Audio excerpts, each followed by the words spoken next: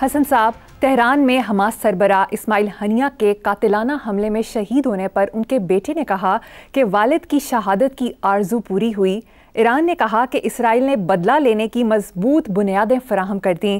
وزیر اعظم نے اسرائیلی ظلم و بربریت کو امت مسلمہ کے لیے المیہ قرار دے دیا، جبکہ حکومت نے فلسطینیوں سے اظہار یکجہتی کے لیے آج یوم سوگ کا اعلان کیا ہے۔ یہ رد عمل غیر مسلم دنیا جس کا ضمیر زندہ ہے اس کا بھی یہی رد عمل ہوگا جو ہمارا ہے۔ ختم۔ یہ سلسلے فلسطین سے لے کے کشمیر تک کب سے چل رہے ہیں، کیوں چل رہے ہیں، اور اس کے اوپر کیوں احتجاج ہو رہا ہے، یوم سوگ منائے جا رہے ہیں، یکجہتی ہو رہی ہے، فلانا، باقی کیا ہے؟ اور اگر ایسا ہے تو ایسا کیوں ہے؟ دیکھو بات سنو، یہ گرم دماغ جو ہے نا وہ ٹھنڈے فیصلے نہیں کر سکتے۔ جو ہلکا آدمی ہوتا ہے، ہولا، میں اور کوئی لفظ استعمال نہیں کر رہا، وہ لانگ ٹرم پلاننگ کر ہی نہیں سکتا۔ ہم بطور انڈیویجولز بھی اور بطور مسلم امہ بھی ہم شارٹ ٹرم کی تلاش میں ہیں، وہ کبھی نہیں ہوگا۔ اگر میرے آقا کو چند ہزار پہ مشتمل مکہ مدینہ کے مائنڈ اور روحیں تبدیل کرنے کے لیے 40 سال کی عمر سے لے کے 63 سال تک جد و جہد کرنی پڑی تو وہ کیا تھا؟ لوگوں کو یہ نہیں پتا، کم لوگوں کو پتا ہے، پتا ہوگا ڈیفینیٹلی کم لوگوں کو، کہ ہانیہ خاندان اب تک 60 سے زیادہ شہادتیں پیش کر چکا ہے، جس میں اسماعیل ہانیہ شہید کے بہت قریبی پوتے شوتے تک شامل ہیں۔ اچھا، وہ ایک نظم پڑھا کرتے تھے، میں نے بھی ان کی شہادت کے بعد ہی سنی ہے کہ میں آگے بڑھ رہا ہوں اور اپنا رستہ اور اپنا مقصد جانتا ہوں، موت میرے سامنے ہر موڑ پہ رقصاں ہے، ہماری زندگی ایک نغمہ ہے جو جد و جہد کی دھن پہ لکھا گیا، اور ہمارا راستہ کانٹوں پر راستہ ہے۔ یہ پورے عالم اسلام کا المیہ ہے۔ جانتے ہیں کیا ہے؟ کانکریٹ سٹیپس لینے پہ مجھے تو کوئی دکھائی نہیں دیتا۔ شہادت کا منصب، یار میں عام گناہ گار سا مسلمان ہوں، یہ تو ہمارے بچوں کو بھی پتا ہے، شہادت کا منصب بہت بڑا ہے، لیکن ہم سب نے پھر اگر شہید ہی ہونا ہے تو پھر غازی کون ہوگا؟ غازیوں کی بھی ضرورت ہے یا نہیں؟ غازیوں کا بھی کوئی مقام ہے یا نہیں؟ دنیا کی دوسری بڑی پاپولیشن مسلمانوں کی 1 ارب 90 کروڑ تقریباً، یعنی دنیا کا 24%، یہودی تقریباً 1.5 کروڑ، یعنی 0.2%۔ کہاں 1 ارب 90 کروڑ؟ وجہ اظہار افسوس تو یکدہتی اور سوگ اور معصوگ ہو گیا بہت۔ وجہ مکنے میں نہیں آتے تم، یہ ہوتا کیوں ہے؟ وجہ وہ تعداد میں بہت کم لیکن استعداد میں بہت آگے۔ بالکل، یہ فرق ہے کوالٹی اور کوانٹٹی کا۔ ٹنوں سکریپ چند کلو سونے سے سستا ہوتا ہے۔ اچھا، ایک ڈائمنشن اور ہے صورتحال کا، ایک خاص دنیا جو ہے یہودیوں کی پشت پناہ ہے۔ یاد رکھنا جتنی خوفناک تاریخ یہودیوں اور عیسائیوں کی ہے، خدا کی پناہ بندہ لرز اٹھتا ہے۔ کیوں ہوا؟ آج ان کے اتنے رومانس اور بھائی چارے کی وجہ کیا ہے؟ ان چیزوں پہ غور کرو، خدا کا واسطہ۔ شہادت بہت بڑا منصب ہے، پر غازی ہونا بھی کم نہیں ہے۔ اس لیے خدا کا واسطہ یہ جو ماتم، سوگ، اظہار یکجہتی اور احتجاج فلانا ہو گیا، کشمیر سے لے کے فلسطین تک یہی تمہارا مقدر ہے اگر تو بہت اچھی بات ہے۔ آج میں رو رہا ہوں، وہاں اور بے شمار لوگ رو رہے ہیں، اس پہ کڑ رہے ہیں۔ آج سے 10-20 سال بعد کوئی اور بیٹھا ہوگا، 5 سال بعد وہ بھی یہی کر رہا ہوگا، یہ آپ صدیوں سے کر رہے ہو۔ وہ خدا کا واسطہ اصل بات پہ غور کرو۔ ٹھیک، پر تم کہاں دھتکارے جا چکے ہو؟ جو بنیادی اقرا سے شروع ہونا، پڑھ، اب کیا پڑھ، وہ پڑھ जिस इल्म की बुनियाद पे फैसला होना है कि कौन ताकतवर है और कौन कमजोर है, कौन सोगदारी करने के लिए ताकतवर है और कौन सोग मनाने के लिए आजाद है। चलो बिल्कुल ठीक है साहब। पर दूसरी तरफ नून लीग के सेनेटर मुशाहिद हुसैन का कहना है इस हवाले से कि ये सिक्योरिटी लैब्स था।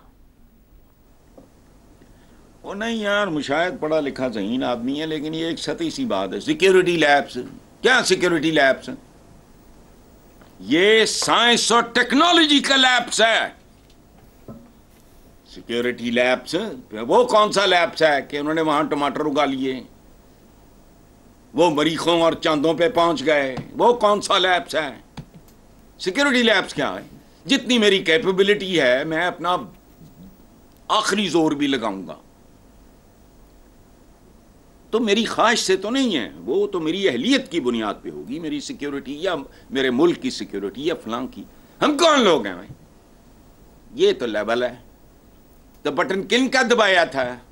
जो एटम बम उन्होंने बनाया था। बटन दबाया था। क्या बटन दबाया था? हमारा प्राइड क्या है? बटन दबाना। उनका काम है एटम बम बनाना। ये सिक्योरिटी लैब्स नहीं है। क्योंकि सिक्योरिटी तो जितनी आपकी अहलियत होगी, कैपेसिटी होगी, कमांड होगी टेक्नोलॉजी पे, उसी के हिसाब से करोगे ना। तो दुनिया की सुपीरियर तरीन टेक्नोलॉजी वही सुपीरियर है। इल्म अपनी खोई हुई मिरास है। ढूंढो और ढूंढो जिस पे इतना जोर दिया है, जिनसे मोहब्बत का दावा करते हैं हम। रब्बे ज़िदनी इल्मा कह कह के मुझे शर्म आने लगी है। इल्म हासिल करो। चीन तक तुमने क्या हासिल करने जाना है? उस जमाने में क्या करने जाना था? उस वक्त वो टेक्नोलॉजी वगैरह में ये वो फार हेड ऑफ अरब्स वगैरह, ये सारा। रब्बे ज़िदनी इल्मा वो क्या इकरा से शुरू होने वाला दीन। अपनी खोई हुई मीरास ढूंढो। तुम अपने बड़ों की दी हुई मीरास गवा चुके हो। हिंदुओं में देखो एक बड़ा खूबसूरत बात है कि बेटों की 3 किस्में होती हैं, पूत, कपूत और सपूत। पूत वो होता है जो अपने बुजुर्गों का दिया हुआ संभाल के रखे, ना कमी आने दे ना इजाफा करने जोगा हो, वो होता है पूत। सपूत होता है जो उसमें इजाफा करे, और कपूत वो होता है जो उसको बर्बाद कर दे, जो बुजुर्गों से इनहेरिट किया हो। तो ये अब हम कहां फंसे हुए हैं? शमशीरो छना अव्वल ताउस और रबाब आखिर। ना थोड़े को ताउस और रबाब है ना शमशीरो छना, और शमशीरों का जमाना है। ये सिंबॉलिक बातें हैं, इनको समझो। फिर इकबाल साहब फरमाते हैं, दश्तो दश्तंत्र अभी न छोड़े हमने, बहरे जुल्मात में दौड़ा दिए घोड़े हमने। वो केड़ा बहरे जुल्मात केड़े घोड़े हुए, बाहर निकलो।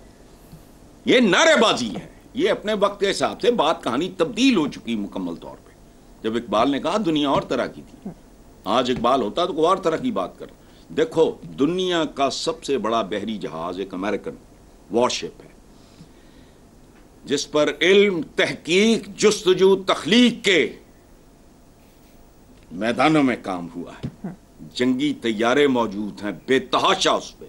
उसकी लंबाई है तकरीबन 1100 फुट, चौड़ाई 134, वजन 1 लाख टन। अब लाओ घोड़े बहरे सुलमात में, और निकलो, बड़कों से निकलो, समझो, री इंटरप्रेट करो चीजों को। कुरान एक विजडम है यार कि मोमिन अपने अहद, जिस अहद में जिंदा होता है, उससे हम आहंग होता है, उसके तकाजों को समझता है, उनको एड्रेस करता है। हम क्या हैं? कौन?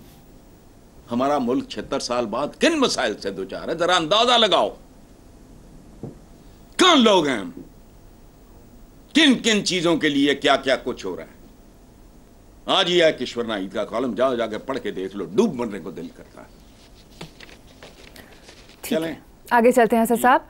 گزشتہ ہفتے کی اخباری رپورٹ کے مطابق چین کی ثالثی میں ہونے والے مذاکرات میں الفتح اور حماس سمیت 14 فلسطینی دھڑے اختلافات ختم کرنے اور غزہ پر حکومت کے لیے ایک عبوری مفاہمتی حکومت کے قیام پر متفق ہو گئے ہیں۔ آپ کے جامع تبصرے کے لیے گزشتہ ہفتے کی ایک اور خبر شامل کر رہی ہوں۔ سابق امریکی صدر ڈونلڈ ٹرمپ کا ایک بیان رپورٹ ہوا کہ اگر صدر منتخب ہوا تو سعودی عرب کی ہمیشہ حفاظت کروں گا۔